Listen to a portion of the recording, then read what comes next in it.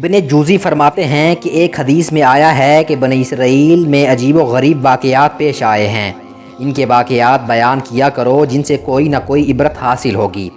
دیکھو میں تمہیں دو بوڑھی عورتوں کا واقعہ سناتا ہوں۔ بنی اسرائیل میں ایک شخص اپنی بیوی کو بہت محبوب رکھتا تھا۔ اس کی والدہ نہایت نیک بخت بوڑھی عورت تھی۔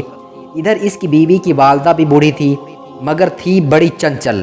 اتفاق سے ان دونوں میاں بیوی کی مائیں دونوں بوڑھی عورتیں نابینا تھیں۔ اس کی بیوی کی ماں اپنی عادت کے مطابق اپنی بیٹی یعنی اس شخص کی بیوی کو بہکاتی اور اسے اکساتی رہتی تھی، جس سے آئے دن ساس بہو میں سخت جھگڑا رہتا تھا۔ آخر یہ شخص تنگ آ کر اپنی ضعیف اور ناتواں والدہ کو ہمراہ لے کر نکل کھڑا ہوا اور ایک لک و دک بے آب و گیا جنگل میں اس کو چھوڑ آیا، جس سے اس کا مقصد تھا کہ یہ یہاں پڑی مر جائے گی اور اس جنگل کے درندے اس کو پھاڑ ڈالیں گے۔ چنانچہ جب وہ شخص اپنی اس صابرہ اور ضعیف ماں کو اس کس پرسی حالت میں چھوڑ کر چلا گیا اور اس کو جنگل کے درندوں نے آ گھیرا، تو اللہ کی جانب سے ایک فرشتے نے اس کے پاس آ کر دریافت کیا، یہ جو آوازیں آ رہی ہیں کیسی ہیں؟ ضعیفہ نے کہا، بہت اچھی ہیں، اونٹ، گائیں، بکریاں بول رہی ہیں۔ یہ سن کر فرشتے نے کہا، بہتر ہے، انشاءاللہ ایسا ہی ہوگا۔ یہ کہہ کر وہ فرشتہ تو چلا گیا۔ اب صبح ہوئی تو کیا دیکھتے ہیں کہ تمام جنگل اونٹ، گائیں، بکریوں سے بھرا ہوا ہے۔ اگلے روز اس کے بیٹے کو خیال آیا کہ چل کر دیکھوں تو صحیح آخر بوڑھی ماں پر کیا گزری۔ غرض جب بیٹے نے جا کر دیکھا تو ماں کے قریب تمام جنگل اونٹ، گائیں اور بکریوں سے بھرا ہوا ہے، جس کو دیکھ کر اس نے حیران ہو کر اپنی والدہ سے معلوم کیا کہ اماں، آخر میں یہ کیا دیکھ رہا ہوں، بتاؤ کیا ماجرا ہے؟ ماں نے کہا، بیٹا تو نے میری نافرمانی کی اور اپنی بیوی کی اطاعت کی، اللہ نے مجھے میرے صبر کا پھل دیا ہے۔ اپنی والدہ کی یہ گفتگو سن کر وہ شخص بہت نادم و شرمندہ ہوا اور اپنی والدہ کو اس عطائے خدا بندی کے ساتھ گھر لے آیا۔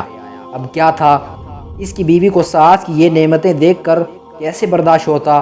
اپنے شوہر سے ضد کرنے لگی کہ میں اس وقت تک ہرگز تجھ سے خوش نہ ہوں گی جب تک کہ تو میری بوڑھی نابینا ماں کو بھی اسی جنگل میں نہ چھوڑائے جہاں اپنی ماں کو چھوڑ کر آیا تھا۔ مجبوراً وہ شخص اپنی بیوی کی ماں کو بھی وہاں چھوڑ آیا۔ اب جب شام ہوئی اور اس بڑھیا کو درندوں نے آ کر گھیر لیا تو پھر خدا کے حکم سے اسی فرشتے نے آ کر اسی بوڑھی عورت سے معلوم کیا کہ یہ کیسی آوازیں ہیں جو تو سن رہی ہے۔ بڑھیا نابینا تو تھی ہی، کہنے لگی، یہ تو درندوں کی آوازیں ہیں جو مجھے پھاڑنے کے لیے آئے ہیں۔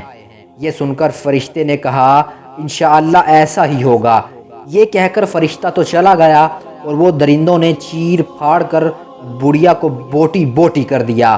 جب صبح ہوئی تو اس شخص کی بیوی نے پھر اپنے شوہر پر تقاضا شروع کیا، جا کر دیکھ تو میری ماں پر کیا گزری اور اس نے کیا کچھ جمع کیا، کیونکہ اس عورت کا خیال تھا کہ شوہر کی ماں کی طرح میری ماں نے بھی اس طرح مویشی جمع کر رکھے ہوں گے۔ مگر جب اس شخص نے وہاں جا کر دیکھا تو کیسے مویشی، بڑھیا سے جنگل تو کیا جہاں بھی خالی ہو چکا تھا، اس کا کہیں نشان بھی نہ پایا، کیونکہ اس کا تو رات ہی کو کام تمام ہو چکا تھا۔ جہاں تہاں ٹوٹی پھوٹی ہڈیوں کے سوا کچھ بھی نہ پایا، جو جمع کر کے اس نے اپنی بیوی کے سامنے لا کر رکھ دیا، اور بیوی ان کو دیکھ کر اپنے خیال کے غلط تعبیر سے حیران رہ گئی۔ آخر اسی غم میں وہ گھل گھل کر خود بھی مر گئی۔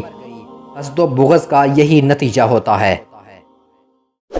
مزید اس طرح کے اسلامک واقعات دیکھنے کے لیے ہمارے چینل کو سبسکرائب کریں اور بیل آئیکن کے بٹن پر کلک کریں۔ شکریہ۔